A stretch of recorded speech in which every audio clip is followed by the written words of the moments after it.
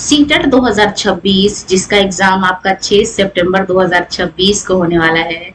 इसकी 9th जिसमें हम लोग पेपर नंबर 2 सामाजिक विज्ञान को डिस्कस करते हैं। क्लास में स्वागत है। नमस्कार, कैसे हैं आप सभी। शुरुआत करेंगे आज की क्लास की एनसीईआरटी का एक इम्पॉर्टेंट टॉपिक 1857 का विद्रोह से। यकीन मानिए इसमें कुल 50 क्वेश्चन सिलेक्ट किए गए हैं और एक बार अगर आप इस क्लास को अच्छे से देख लेंगे तो कंप्लीट 1857 का विद्रोह आपकी मुट्ठी में होगा। तो चलिए स्टार्ट करते हैं आज की क्लास और 17, 18, 57, 58 का विद्रोह से संबंधित इस नवी क्लास के क्वेश्चन नंबर फर्स्ट को देखेंगे। 1857 के विद्रोह का तात्कालिक कारण क्या था, यानी कि इसका क्या रीजन था शुरुआत होने का। ऑप्शन देख लेते हैं। डलहौजी का व्यापक का सिद्धांत, ऑप्शन नंबर बी है चर्बी वाले कारतूसों का प्रयोग, ऑप्शन नंबर सी है भारी कराधान यानी कि भारी मात्रा में टैक्स देना पड़ रहा था, या फिर ऑप्शन नंबर डी है ईसाई मिशनरियों का प्रभाव। तो 1857 के विद्रोह का जो तात्कालिक कारण था वो आपका था चर्बी वाले कारतूसों का प्रयोग, यानी कि जो बम बनाए गए थे, कारतूस बनाए गए थे, उसमें जो चर्बी इस्तेमाल की गई थी वो आपका गाय और सुअर की चर्बी थी। ठीक है, तो ये विद्रोह का कारण था। हम सभी जानते हैं कि गाय हिंदू धर्म के लोग मानते हैं और सुअर को मुस्लिम धर्म के लोग मानते हैं। ऐसे में दोनों चर्बी को मिक्स करके इसका दांत से जो काटने का जो प्रयोग हो रहा था, इसकी वजह से विद्रोह का कारण बन गया था, यानी कि ऑप्शन नंबर बी जो है वो इसका सही उत्तर है। अगला सवाल देखेंगे। मंगल पांडे इंपॉर्टेंट नाम है और इन्हीं की वजह से 1857 की जो क्रांति है वो शुरू हुई थी। ये किस सैन्य छावनी में इन्होंने विद्रोह किया था, ये हमसे पूछा गया है सवाल में। तो सबसे पहले मैं आपको बता दूं कि 29 मार्च 1857 को ये जो विद्रोह है ये शुरुआत हुआ था, स्टार्ट हुआ था विद्रोह होना। ठीक है, और इनको जो है वो 8 अप्रैल को इनको जो है वो फांसी दे दी गई थी। तो ये भी आपको ध्यान रखना है। 8 अप्रैल 1857 को मंगल पांडे को फांसी हो गई थी और ये 34वें जो है वो बंगाल नेटिव इन्फेंट्री के जो थे वो शासक थे। तो ये भी आपको ध्यान रखना है, बंगाल के ये शासक थे और ये किस छावनी में थे, तो ये आपको ध्यान रखना है। ये जो है वो बैरकपुर छावनी में इन्होंने विद्रोह कर दिया था। ठीक है, अगला सवाल देखिए। 1857 का जो विद्रोह है वो मुख्य रूप से कहां से प्रारंभ हुआ, कहां से स्टार्ट हुआ। तो चलिए ऑप्शन देख लेते हैं। ऑप्शन नंबर ए कहता है दिल्ली, ऑप्शन नंबर बी कहता है झांसी, ऑप्शन नंबर सी कहता है मेरठ और ऑप्शन नंबर डी कहता है अवध। तो 1857 का जो रिवोल्ट था ये बेसिकली आपका मेरठ से शुरू हुआ था, मंगल पांडे से शुरू हुआ था, यानी कि ऑप्शन नंबर सी जो है वो इसका करेक्ट आंसर है। चलिए चलते हैं चौथे सवाल की ओर। मेरठ में सिपाहियों ने कब विद्रोह कर दिया था। तो चलिए ऑप्शन को देख लेते हैं। ये भी बात मैंने आपको लिखवा दिया है ऑलरेडी। ऑप्शन नंबर ए कहता है 29 मार्च, ऑप्शन नंबर बी कहता है 10 मई, ऑप्शन नंबर सी कहता है 15 अगस्त और ऑप्शन नंबर डी कहता है 1 नवंबर। ठीक है, तो यहाँ पे क्या हुआ था आपका 10 मई को इन्होंने जो है विद्रोह को शुरुआत कर दिया था। ठीक है, और 10 मई को यहाँ से विद्रोह करके ये लोग दिल्ली को निकले थे और दिल्ली जो है ये लोग 11 तारीख को 11 मई को ये लोग दिल्ली पहुंच गए थे और फिर दिल्ली में जो बहादुर शाह जफर बैठे थे इनको उन्होंने अपना नेता जो है वो घोषित किया। तो ये जो है इनका क्रम है। बात करेंगे अगला सवाल क्वेश्चन नंबर 5 की। विद्रोहियों ने किसे अपना अखिल भारतीय नेता और भारत का सम्राट घोषित किया। देखिए उस टाइम पे क्या था, संपूर्ण शासन जो था वो मुगलों के हाथ में था। ऐसे में मुगल के जो अंतिम शासक थे जिनको हम लोग बहादुर शाह जफर के नाम से जानते हैं, उनको विद्रोहियों ने अपना सेना जो है वो घोषित कर दिया और इनके आदेश के हिसाब से अब वो लोग जो है वो युद्ध करेंगे। अगला सवाल। 1857 के विद्रोह के समय भारत का गवर्नर जनरल कौन था। देखिए सभी क्वेश्चन सिलेक्टिव है, अच्छे क्वेश्चन है। आपका सीटेट जिसका एग्जाम आपका 6 सितंबर 2026 को होने वाला है, इसको ध्यान में रखते हुए सभी क्वेश्चन को यहाँ पे जो है वो सिलेक्ट किए गए हैं, तैयार किए गए हैं आपके लिए इस कंटेंट को। ठीक है, तो ध्यान से पढ़ना है, अच्छे से पढ़ना है। अगर आपने एक बार संपूर्ण वीडियो देख लिया तो MCQ के माध्यम से संपूर्ण NCERT और ये जो टॉपिक है आपका 1857 दोनों आपकी मुट्ठी में होगा। तो 1857 के विद्रोह के समय भारत का गवर्नर जनरल पूछा गया था। तो चलिए ऑप्शन देख लेते हैं। ऑप्शन नंबर ए कहता है Lord Dalhousie, option number B कहता है आपका यहाँ पे Lord Canning, option number C कहता है लॉर्ड रिपन और ऑप्शन नंबर डी कहता है लॉर्ड कर्जन। तो हम सभी जानते हैं लॉर्ड कर्जन का तो भाई बंगाल को राज करो फूट करो और राज करो वाली नीति थी, यानी कि 1899 से लेके 1905 तक इन्होंने शासन किया। ठीक है, इसके अलावा अगर यहाँ पे मैं रिपन की बात करती हूँ तो 1880 से लेके 84 तक इन्होंने शासन किया।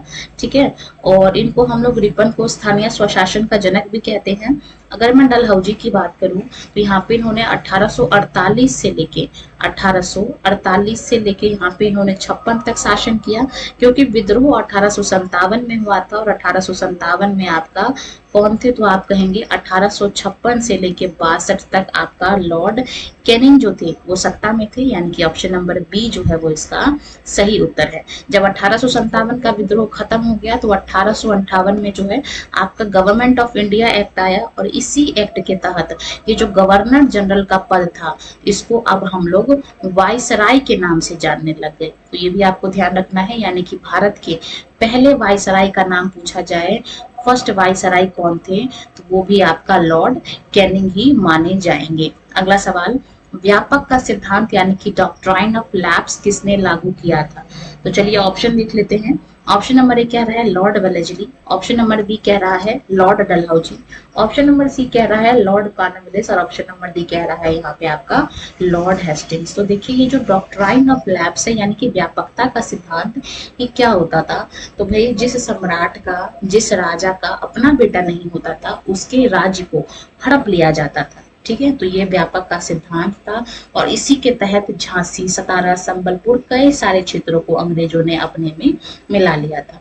तो ये किसने लागू किया था, ये हमसे पूछा गया है। तो यहाँ पे चलिए देख लेते हैं, इसका जो सही उत्तर आपका होने वाला है वो आपका होने वाला है लॉर्ड डलहौजी ने इसको लागू किया था। ठीक है, डलहौजी की अभी हमने कार्यकाल की चर्चा की, 1848 से लेके 56 तक ये जो थे वो सत्ता में थे। अगर यहाँ पे मैं बात करती हूँ वेलेस्ली की, तो 1798 से लेके यहाँ पे इन्होंने 1805 तक जो है इन्होंने शासन किया और सहायक संधि इन्होंने ही लागू की थी, ये भी आपको ध्यान रखना है। अच्छा, सहायक संधि क्या होता है अगर आपको अभी तक नहीं पता तो पिछले क्लास में हमने इस टॉपिक को भी डिस्कस किया है, जाके आप प्रीवियस क्लासेस को देख सकते हैं, डिस्क्रिप्शन में भी आपको लिंक मिल जाएगा। और अगर यहाँ पे मैं बात करती हूँ लॉर्ड कॉर्नवालिस की, तो ये जो थे इन्होंने कब से कब तक शासन किया था, तो आप कहेंगे 1886 से लेके 93 तक, और 93 में ये क्या लेके आए थे, तो आप कहेंगे स्थायी बंदोबस्त लेके आए थे। तो एक सवाल कहने को एक है, लेकिन इसमें हम कई सारे पॉइंट्स को यहाँ पे याद करते हुए, रिकॉल करते हुए यहाँ पे हम लोग आगे बढ़ेंगे। स्थायी बंदोबस्त क्या होता है ये आपको नहीं पता, तो ये भी मैंने प्रीवियस क्लासेस में कराया है, वहां जाके आप वीडियो को देख सकते हैं। अच्छा, यहाँ पे अगर हम बात करेंगे हेस्टिंग्स की, तो इनका जो कार्यकाल था वो आपका 1813 से लेके 23 तक था। तो ये भी आपको ध्यान रखना है, यानी कि लॉर्ड डलहौजी का इसका सही उत्तर है। अगला सवाल, डलहौजी ने कुशासन का आरोप लगाकर किस राज्य को अंग्रेजी साम्राज्य में मिला लिया? तो आरोप किस पे लगाया था, चलिए ऑप्शन देख लेते हैं। ऑप्शन नंबर ए कहता है झांसी, ऑप्शन नंबर बी कहता है सतारा, ऑप्शन नंबर सी कहता है अवध और ऑप्शन नंबर डी कहता है नागपुर। तो यहाँ पे अवध जो है, अवध पे इन्होंने क्या किया था, कुशासन का आरोप लगाकर उसको अपने ऊपर कब्जा कर लिया। अगला सवाल, कानपुर में विद्रोह का नेतृत्व किसने किया, लीड किसने किया, ये हमसे पूछा है। तो देखते हैं ऑप्शंस को। ऑप्शन नंबर ए कहता है Begum Hazrat Mahal, option number B कहता है Kunwar Singh, option number C कहता है तात्या टोपे और ऑप्शन नंबर डी कहता है आपका नाना साहिब।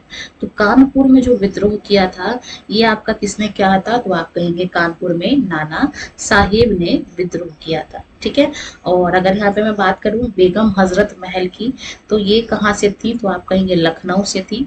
कुंवर सिंह कहाँ से थे, तो बिहार से थे। तो आपको एक साथ कई सारी चीजों जो है वो ध्यान कर लेना चाहिए। ठीक है, अगला सवाल देखते हैं, क्वेश्चन नंबर 10 अपने स्क्रीन पे। नाना साहेब का वास्तविक नाम क्या था? नाना साहेब जो कि कानपुर से थे, इनका रियल नेम क्या था, ये हमसे पूछ लिया गया है। तो चलिए ऑप्शन देख लेते हैं। ऑप्शन नंबर ए कहता है Dhondu Pant, option number B कहता है Ramchandra Pandurang, option number C कहता है मंगल पांडे और ऑप्शन नंबर डी कहता है मणिकर्णिका।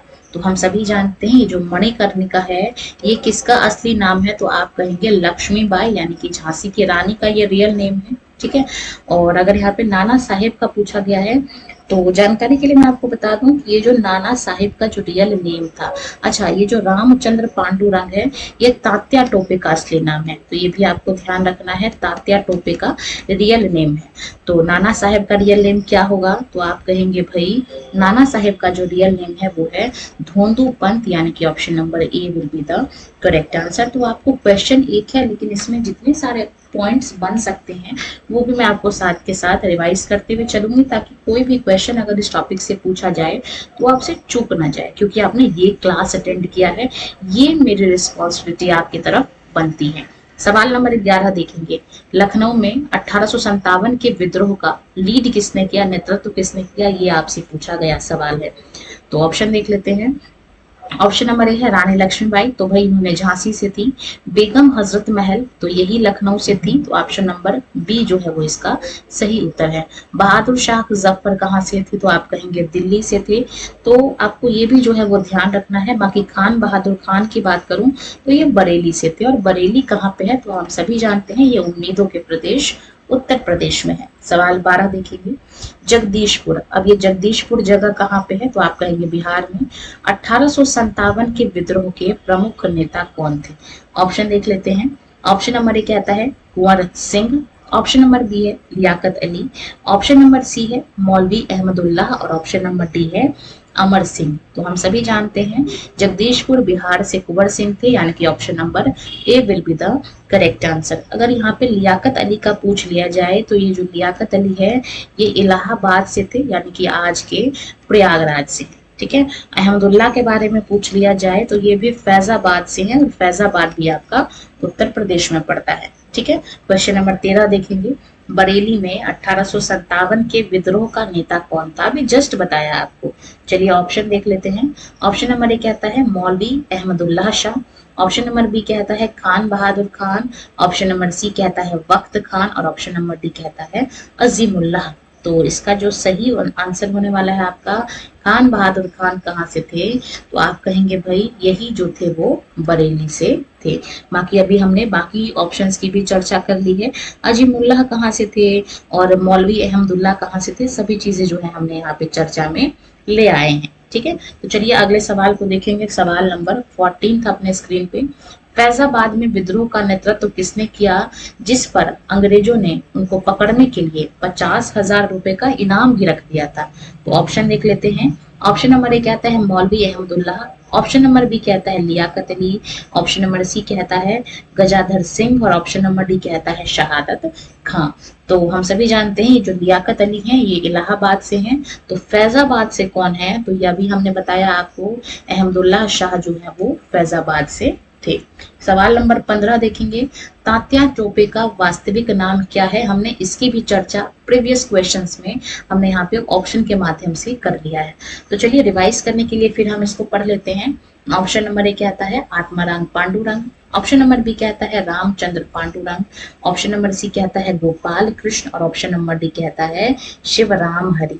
तो देखिए इनका जो रियल नेम था वो क्या था, तो आप कहेंगे रामचंद्र पांडुरंग इनका असली नाम था, यानी कि option number B will be the correct answer. देखते ही देखते हमने 15 क्वेश्चन कंप्लीट कर लिए, और ये सभी क्वेश्चन अपने आप में इंपॉर्टेंट है। अगर आप 1857 की क्रांति को पढ़ना चाहते हैं, समझना चाहते हैं, सीटेट पेपर 2 में ये एक इम्पोर्टेंट टॉपिक बनता है, तो ये सवाल ये क्लास आपके लिए इनफ हो जाता है, ठीक है। सवाल नंबर 16 देखेंगे, 1857 के विद्रोह का प्रतीक क्या था, सिंबल क्या था। तो ऑप्शन देख लेते हैं। कमल और चपाती, ऑप्शन नंबर बी है तलवार और ढाल, ऑप्शन नंबर सी है लाल झंडा, और ऑप्शन नंबर डी है बाज और गुलाब। तो इसका जो सही आंसर होने वाला है आपका वो होने वाला है कमल और चपाती, option number A will be the correct answer. सवाल नंबर 17 देखेंगे, 1857 के विद्रोह को प्रथम स्वतंत्रता संग्राम किसने कहा। ऑप्शन देख लेते हैं। RC Majumdar, option number B कहता है SN Sen, option number C कहता है वीडी सावरकर, और ऑप्शन नंबर डी कहता है जवाहरलाल नेहरू।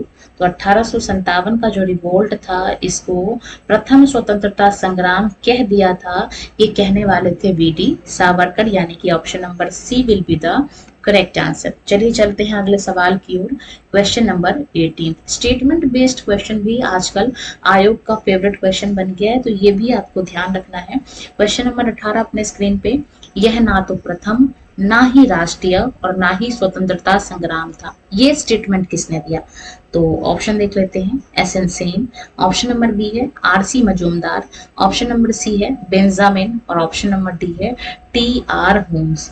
तो इसका जो सही आंसर होने वाला है आपका वो मजूमदार होने वाला है, यानी कि R C Majumdar is the correct answer.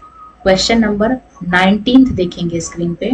किस ब्रिटिश कंजर्वेटिव नेता ने 1857 के विद्रोह को राष्ट्रीय विद्रोह यानी कि नेशनल रिवोल्ट कहा?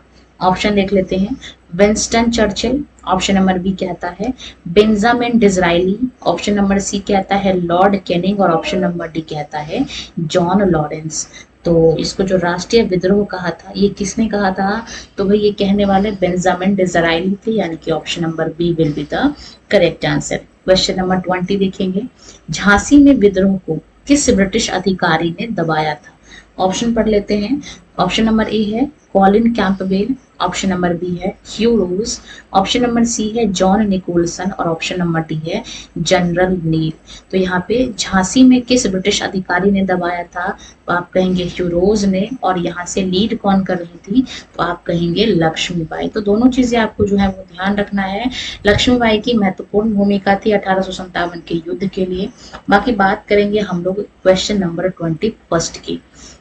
यहाँ सोई हुई महिला विद्रोहियों में एकमात्र मर्द है, ये एक बड़ा स्टेटमेंट है। किसी महिला को मर्द कहा जा रहा है। ये स्टेटमेंट ह्यू रोज ने किसके लिए कहा था? हम सभी जानते हैं ह्यू रोज ने कहाँ ये थे अपॉइंट? तो आप कहेंगे झांसी में। और झांसी की रानी कौन थी? तो आप कहेंगे रानी लक्ष्मीबाई। खूब लड़ी मर्दानी वह तो झांसी वाली रानी थी। इसलिए यहाँ पे जब उनकी डेथ हो गई, जब वो गिर गई, जब वो परास्त हो गई, तो ये लाइन उनके लिए ह्यू रोज ने कहा था, जो कि ब्रिटिश की तरफ से थे झांसी में। ठीक है। सवाल नंबर 22 देखेंगे। Question number 22। कानपुर और लखनऊ में विद्रोह को दबाने वाला मुख्य ब्रिटिश कमांडर कौन था? अगला इसका ऑप्शन देखेंगे। ऑप्शन नंबर ए कहता है Colin Campbell, option number B कहता है ह्यू रोज, ऑप्शन नंबर सी देखेंगे विंसेंट आयर और ऑप्शन नंबर डी है कर्नल ओनसेल। तो हम सभी जानते हैं ये जो ह्यू रोज थे, ये आपको याद हो गया होगा, 2 सवाल इस पे आ चुका है। ये तो झांसी से थे। यहाँ पे कानपुर और लखनऊ का पूछा गया है। दोनों जगह एक ही थे और वो रहने वाले कौन है? तो आप कहेंगे इसका जो सही आंसर होने वाला है वो आपका कॉलिन कैंपबेल होने वाला है, यानी कि option number A will be the correct answer. Question number 23 देखेंगे। मंगल पांडे किस इन्फेंट्री के सिपाही थे? तो ये इसका आंसर मैंने आपको पहले क्वेश्चन में ही बता दिया था। ये 34वें नेटिव इन्फेंट्री के सिपाही थे। अगला सवाल। बहादुर शाह जफर को अरेस्ट करके, गिरफ्तार करके कहाँ निर्वासित कर दिया गया, कहाँ उनको भेज दिया गया? तो चलिए ऑप्शन देख लेते हैं। ऑप्शन नंबर ए कहेंगे Andaman Nicobar, option number B है रंगून जिसको हम लोग म्यांमार कहते हैं, ऑप्शन नंबर सी है श्रीलंका और ऑप्शन नंबर डी है मालदीव। तो इसका जो सही आंसर होने वाला है आपका वो आपका होने वाला है रंगून, यानी कि म्यांमार। पहले जो छोटे छोटे नेता थे जैसे रानी लक्ष्मीबाई हो गई, कानपुर, जितने भी लोग थे अलग अलग क्षेत्रों से आए थे, उन सबको पहले पराजित किया गया। उसके बाद जिसको नेता घोषित किया गया था 1857 का, यानी कि बहादुर शाह जफर, इनको अरेस्ट कर लिया गया और इनको कहाँ पे भेज दिया गया? रंगून भेज दिया गया। रंगून कहाँ है? तो आप कहेंगे आज की म्यांमार में है। सवाल नंबर 25 देखेंगे। महारानी विक्टोरिया का घोषणा पत्र जो कि 1858 में आया था, जब 1857 में हमारा विद्रोह समाप्त हो गया था, इसको किसने पढ़कर सुनाया था? तो चलिए ऑप्शन देख लेते हैं। ऑप्शन नंबर ए कहता है लॉर्ड कैनिंग ने, ऑप्शन नंबर बी कहता है आपका लॉर्ड डलहौजी ने, ऑप्शन नंबर सी कहता है क्वीन विक्टोरिया ने खुद और ऑप्शन नंबर डी कहता है लॉर्ड रिपन ने। तो हम सभी जानते हैं यहाँ पे उस टाइम शासन किसका था? तो आप कहेंगे कैनिंग का शासन था 1856 से लेके 62 तक, यानी कि option number A will be the correct answer. सवाल नंबर 26 देखेंगे।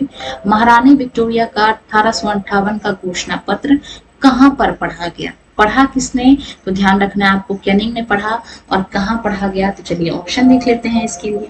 ऑप्शन नंबर ए कहता है दिल्ली, ऑप्शन नंबर बी कहता है कलकत्ता, ऑप्शन नंबर सी कहता है इलाहाबाद और ऑप्शन नंबर डी कहता है मद्रास। तो ये जो पढ़ा गया था ये कहाँ पढ़ा गया था, तो आप कहेंगे इलाहाबाद में पढ़ा गया था, यानी कि option number C will be the correct answer of question number 26। अगला सवाल, 1858 के भारत सरकार अधिनियम के बाद, यानी कि 1858 में जो गवर्नमेंट ऑफ इंडिया एक्ट आया था, इसके बाद जो गवर्नर जनरल का पदनाम था उसको चेंज करके क्या रख दिया गया था। तो चलिए ऑप्शन देख लेते हैं। सेक्रेटरी ऑफ स्टेट गलत है, वाइसराय यही ठीक है। ठीक है, पहले गवर्नर जनरल का पद था, उसको चेंज करके वाइसराय रख दिया गया।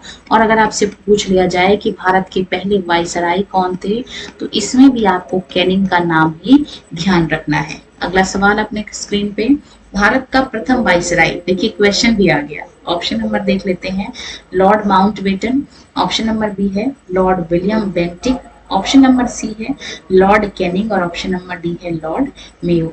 तो 1857 में जो है आपका विद्रोह खत्म हुआ। 1858 में गवर्नमेंट ऑफ इंडिया यानी कि भारतीय अधिनियम एक्ट जो है वो 1858 का आया, और उसमें जो गवर्नर जनरल थे कैनिंग, उनके नाम को बदल दिया गया, पदनाम को बदल दिया गया और उनका नाम वाइसराय रख दिया गया, यानी कि भारत का पहला जो वाइसराय है वो लॉर्ड कैनिंग को कहेंगे। अगला सवाल क्वेश्चन नंबर 29 था अपने स्क्रीन पे, 1857 के विद्रोह के बाद ब्रिटिश सरकार ने सेना के पुनर्गठन के लिए किस आयोग का गठन किया। तो भाई हुआ क्या, जब 1857 का युद्ध हुआ तो अंग्रेजों को भी अपने छठी का दूध याद आ गया। उनको ये पता चल गया कि भारत के जो शासक हैं वो भी कमजोर नहीं है, ऐसे में उनकी जो सेना है वो टूट गई थी। तो जब 1857 का विद्रोह खत्म हुआ तो उन्होंने अपने सेना को एकजुट किया और इस एकजुट के लिए एक आयोग का गठन किया। वो आयोग कौन सा है वो हम ऑप्शन में पढ़ेंगे। ऑप्शन नंबर ए कहता है हंटर आयोग, ऑप्शन नंबर बी कहता है पील आयोग, ऑप्शन नंबर सी कहता है साइमन कमीशन और ऑप्शन नंबर डी कहता है सेडलर आयोग। तो हम सभी जानते हैं कि जो हंटर आयोग है ये आपका 1882 में आया था। ठीक है, रिपन लेके आया था और ये किसके लिए आया था, तो ये शिक्षा के विकास के लिए आया था। बात करेंगे पील आयोग की, तो ये 1858 में आया था और ये इसको कैनिंग लेके आए थे। और ले किसके लिए आए थे, तो आप कहेंगे सेना के पुनर्गठन के लिए। Option number B will be the correct answer. ठीक है, साइमन कमीशन की बात करें तो 1927 में ये आया था और गवर्नमेंट ऑफ इंडिया एक्ट जो 1919 का आया था, जिसको हम लोग मॉन्टेग्यू चेम्सफोर्ड भी कहते हैं, इसकी समीक्षा करने के लिए आया था। और हम सभी जानते हैं इसको ऑफ कोर्स इरविन लेके आएगा, क्योंकि इरविन के कार्यकाल में आया था 1926 से लेके 31 में। और अगर सेडलर की बात करूं तो ये 1917 में आया था। कौन लेके आया था, तो आप कहेंगे ये कलकत्ता विश्वविद्यालय जो था। ठीक है, कलकत्ता विश्वविद्यालय जो था इसकी शिक्षा में सुधार करने के लिए इसको लेके आया था। और चेम्सफोर्ड जो उस टाइम पे भारत को ब्रिटिश की तरफ से रिप्रेजेंट कर रहे थे, चेम्सफोर्ड जिनका शासनकाल आपका 1916 से लेके 21 था, ये लेके आए थे यहाँ पे सेडलर कमीशन। तो क्वेश्चन एक है, लेकिन हमने यहाँ पे साथ के साथ चारों ऑप्शन रिवाइज कर लिए, रिकॉल कर लिए, और यही एक सही तरीका होना चाहिए पढ़ाई करने का, क्लास करने का, कंटेंट देखने का, पढ़ने का, समझने का, रिवाइज करने का, रिकॉल करने का। देखिए जब आप चीजें लिंक करके पढ़ते हैं तो चीजें आपको अच्छे से याद हो जाती हैं। चलेंगे तीसरे नंबर सवाल को चर्चा में लेके आएंगे। क्वेश्चन नंबर 30 अपने स्क्रीन पे, विद्रोह के बाद सेना में किन क्षेत्रों के सैनिकों की भर्ती बढ़ाई गई। चलिए ऑप्शन देख लेते हैं, अवध और बिहार, ऑप्शन नंबर बी है बंगाल और मद्रास, ऑप्शन नंबर सी है गोरखा, सिख और पंजाबी, और ऑप्शन नंबर डी है मराठा और राजपूत। तो यहाँ पे क्या हुआ था कि जो गोरखा थे, सिख थे, पंजाबी थे, इनके सैनिकों की भर्ती बढ़ाई गई थी, क्योंकि इनकी तरफ से खास कोई लड़ नहीं रहा था और ये लोग गठीले भी थे और मजबूत तरीके से लड़ाई भी कर सकते थे, यानी कि ऑप्शन नंबर सी इसका सही उत्तर है। अगला सवाल इंपॉर्टेंट है, इसको स्टार मार्क कर लेना है। 1857 के विद्रोह में किस वर्ग ने मुख्य रूप से भाग नहीं लिया और तटस्थ रहे, यानी कि साइड रहे, कोई मतलब नहीं था इनको। ऑप्शन देख लेते हैं।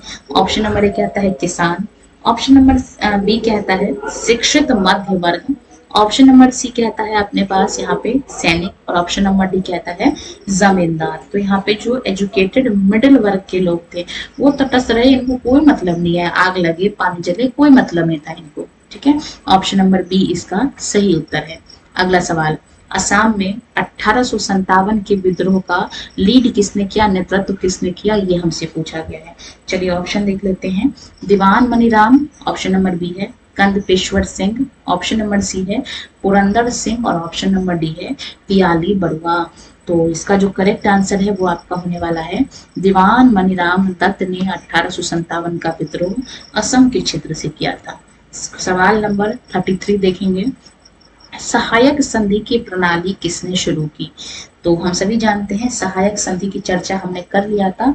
ऑप्शन देख लेते हैं। ऑप्शन नंबर ए कहता है Lord Wellesley, option number B कहता है डलहौजी, ऑप्शन नंबर सी कहता है कॉर्नवालिस, और ऑप्शन नंबर डी कहता है हेस्टिंग्स। तो हम सभी जानते हैं ये जो सहायक संधि है इसकी शुरुआत किसने की थी? तो इसकी शुरुआत आप कहेंगे वेलेस्ली ने किया था। ऑप्शन नंबर ए जो है वो इसका सही उत्तर है। ठीक है, सहायक संधि का मतलब क्या होता है कि अंग्रेजों के साथ दोस्ती करना, जो अंग्रेज का दोस्त वो हमारा दोस्त, जो अंग्रेज का दुश्मन वो हमारा दुश्मन, अंग्रेज जिससे फाइट करेगा उसको हमको भी सेना भेजना पड़ेगा उससे लड़ने के लिए। ठीक है, तो ये सहायक संधि थी और इसको लॉर्ड वेलेस्ली लेके आए थे। और हम सभी जानते हैं 1798 से लेके 1805 तक वेलेस्ली का शासन था, इसमें सहायक संधि 1798 में आई थी।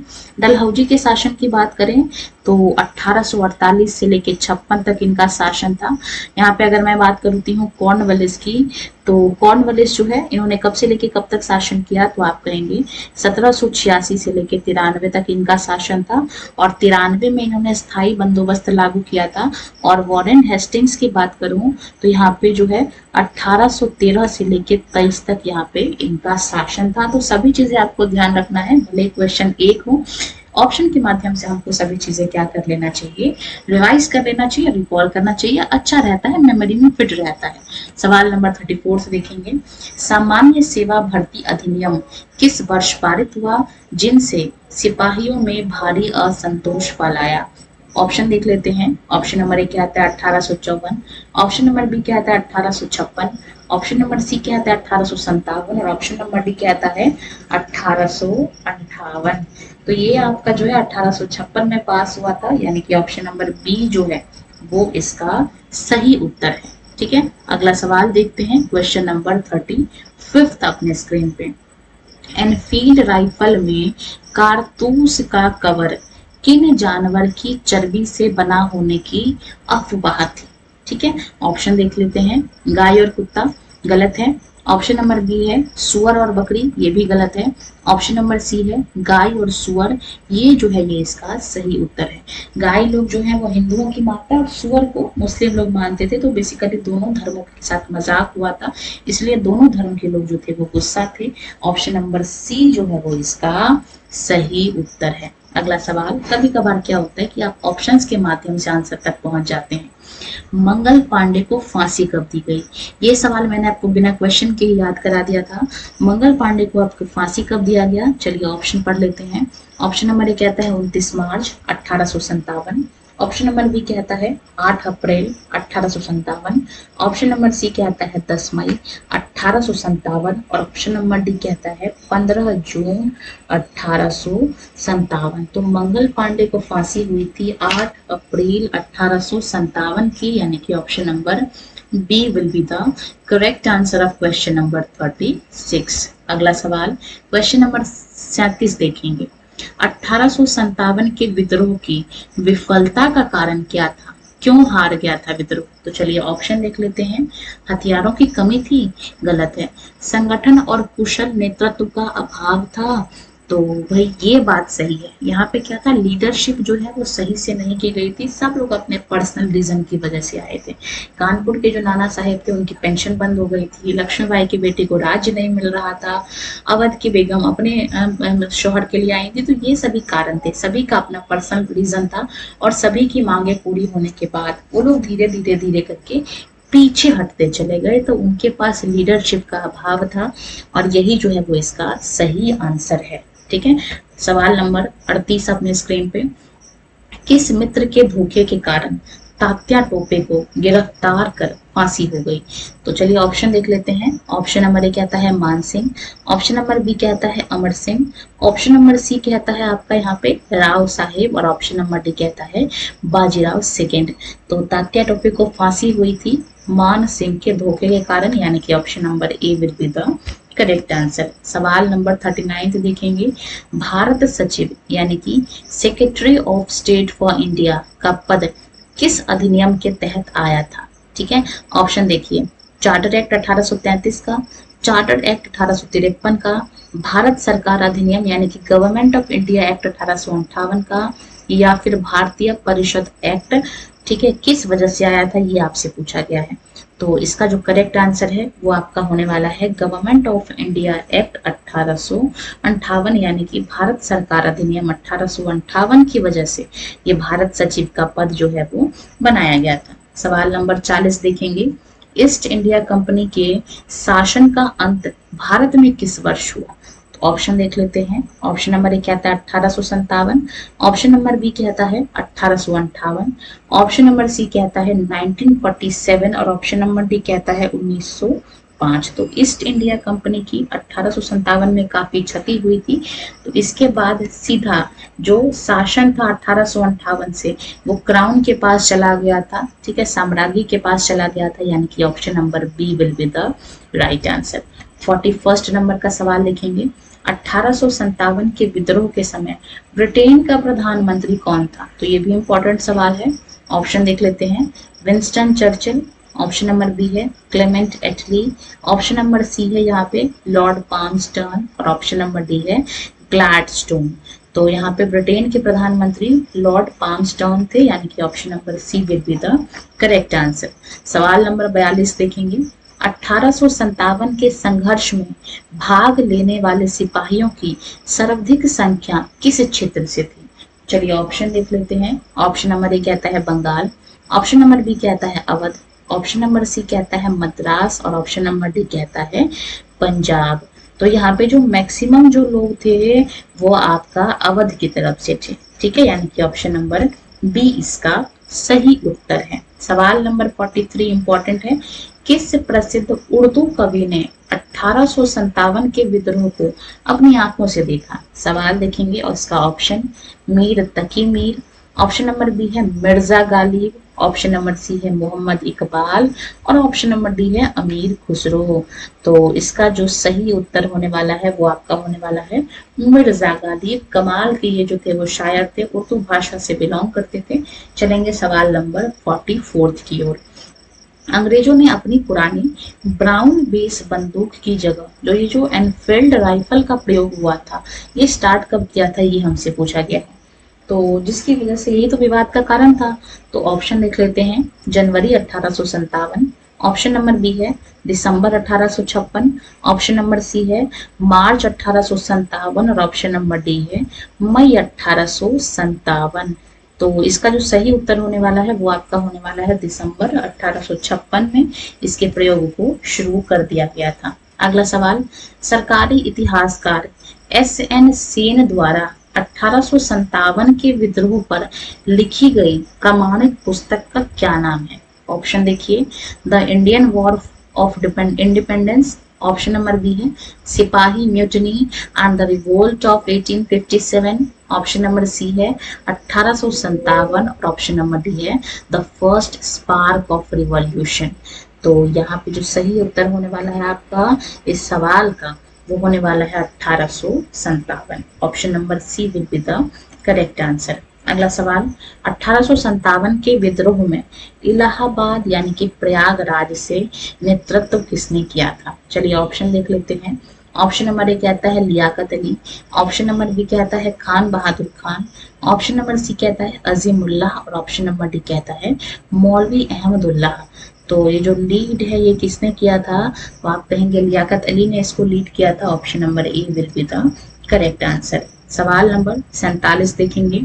दिल्ली में विद्रोह को दबाने के दौरान किस प्रसिद्ध ब्रिटिश अधिकारी की मृत्यु हो गई थी? ऑप्शन देखिए। ऑप्शन नंबर ए कहता है हडसन, ऑप्शन नंबर बी कहता है John Nicholson, option number C कहता है कैंपबेल और ऑप्शन नंबर डी कहता है जनरल नील। तो यहाँ पे जो सही उत्तर होने वाला है आपका वो होने वाला है जॉन निकोलसन। ठीक है, अगला सवाल क्वेश्चन नंबर 48। झांसी की रानी लक्ष्मीबाई का जन्म स्थल कहाँ है, कहाँ इनका जन्म हुआ था? तो ऑप्शन पढ़ते हैं। ऑप्शन नंबर ए कहता है झांसी, ऑप्शन नंबर बी कहता है ग्वालियर, ऑप्शन नंबर सी कहता है वाराणसी, ऑप्शन नंबर डी कहता है कानपुर। तो इनका जो जन्म हुआ था वो काशी में हुआ था, यानी कि Varanasi is the right answer. सवाल 49 देखेंगे। 1857 के विद्रोह के बाद किस अधिनियम के तहत भारत का प्रशासन सीधे ब्रिटिश क्राउन यानी कि ताज के हाथ में चला गया? ऑप्शन देख लेते हैं। गवर्नमेंट ऑफ इंडिया एक्ट 1858, भाई यही जो है वो इसका सही उत्तर है 1858। और आज के अंतिम सवाल को देखेंगे। तात्या टोपे ने मुख्य रूप से किस युद्ध नीति का उपयोग करके अंग्रेजों को परेशान किया? प्रत्यक्ष वॉर किया? गलत। नौसैनिक युद्ध किया? गलत। छापा मार या फिर गुरिल्ला युद्ध किया? तो भाई यही जो है वो इसका सही उत्तर है। इसी तकनीक का प्रयोग करके तात्या टोपे ने अंग्रेज को परेशान किया। तो ये 50 क्वेश्चन 1857 के विद्रोह से थे। होपफुली कि आपको समझ आए होंगे, आसान क्वेश्चन लगे होंगे और जो आप भूल गए होंगे वो भी आपको रिवाइज रिकॉल हो गया होगा। तो ये एनसीईआरटी के सभी पॉइंट्स को हमने यहाँ पे उठा लिया था, जो कि सीटेट एसएसटी पेपर 2 के लिए इम्पोर्टेंट है। तो इसी के साथ इस क्लास को यही विराम लगाते हैं। बाकी आपके मन में कोई डाउट हो या कोई सजेशन हो, दोनों आप कमेंट सेक्शन में छोड़ सकते हैं। वीडियो अच्छी लगी हो, क्लास अच्छी लगी हो तो क्लास को लाइक करना, शेयर करना और चैनल को सब्सक्राइब कर लेना है। धन्यवाद।